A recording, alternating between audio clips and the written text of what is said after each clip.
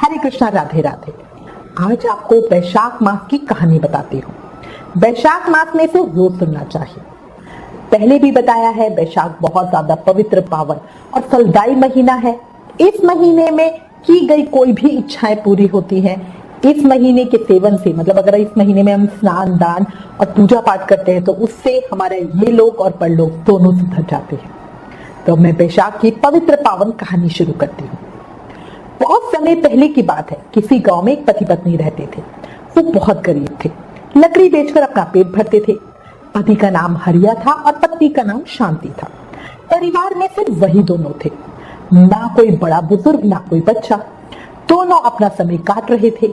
गरीबी इतनी कि एक समय खाना खा लिया तो पता नहीं होता था कि शाम को भी मिलेगा या नहीं।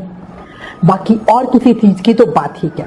हरिया रोज जंगल से लकड़ी काट के लाता और शांति उन लकड़ियों को बाजार में बेच कर आती। दोनों की यही दिनचर्या थी। एक समय की बात है, जब वैशाख का महीना आने वाला था, तब गांव की सब औरतें कुएं पर वैशाख स्नान की चर्चा कर रही थी। शांति उनकी बातें सुन रही थी। उसे वैशाख स्नान के बारे में कुछ भी नहीं पता था। वो सब औरतों से स्नान के नियम पूछने लगी। शांति को वैशाख का महत्व जानकर बहुत अच्छा लगा। उसने तभी मन में विचार कर लिया कि कुछ भी हो जाए वो भी वैशाख स्नान करेगी। पर जब उसने ये सुना कि दान और उद्यापन भी करना होता है तो वो थोड़ा सोच में पड़ गई। सोचने लगी कि घर में हमारे खाने के तो लाले हैं, अगर दान या उद्यापन के लिए हरिया को कहा तो वो बहुत गुस्सा हो जाएगा।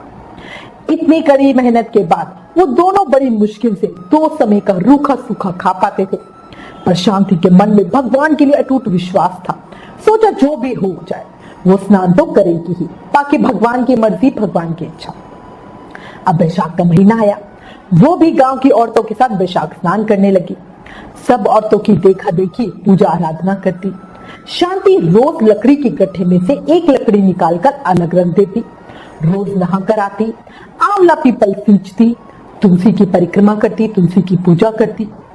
ऐसा करते करते महीना पूरा हो गया। उसने सोचा जो लकड़ियां बचा कर रखी है उन्हें बेचकर उद्यापन के लिए कुछ करूंगी। धीरे धीरे बढ़िया वैशाख का महीना निकला।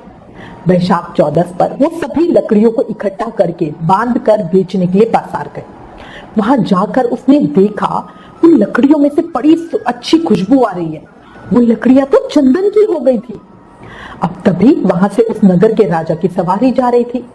शांति की चंदन की लकड़ियों से इतनी बढ़िया खुशबू आ रही थी जिसे सूंघकर राजा दूर से ही देखता रह गया।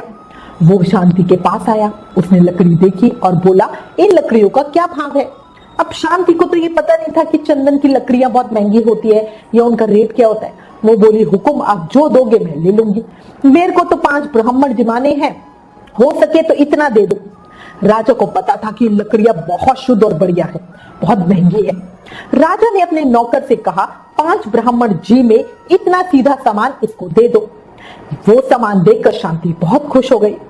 वैशाख पूर्णिमा को उसने स्नान किया, लड्डू, चूरमा और बढ़िया खाना बनाया। पर खाना इतना ही बना कि वो सिर्फ 5 ब्राह्मण ही खा सकते थे, जीम सकते थे। अब हरिया के मन में विचार था कि कभी हमने इतना अच्छा खाना नहीं खाया, इसलिए खाना हम खुद ही खा लेते हैं। पर शांति नहीं मानी। उसने ब्राह्मणों को जिमाया, दक्षिणा दी तो सभी ब्राह्मण बहुत खुश हुए और उन्हें आशीर्वाद दिया। ब्राह्मण बढ़िया जीम के चले गए। हरिया थोड़ा नाराज था। तभी भगवान की कृपा से झोपड़ी से महल बन गया। चौकों में 36 प्रकार के पकवान आ गए। दोनों शांति और हरिया भगवान की कृपा से बहुत खुश हुए। भगवान की कृपा से अब उन्हें किसी भी चीज की कमी नहीं थी। ये है वैशाख स्नान का महत्व। हे भगवान मधुसूदन, हे भगवान माधव, जैसे शांति का स्नान पूरा करवाया, ऐसे ही इस कहानी को कहते सुनते हुकारा भरते सभी का स्नान पूरा कराना। अपनी कृपा और आशीर्वाद हम पर बनाए रखना। बोलो वैशाख के ठाकुर की जय, भगवान मधुसूदन की जय, मोर मुकुट बंसी वाले की जय।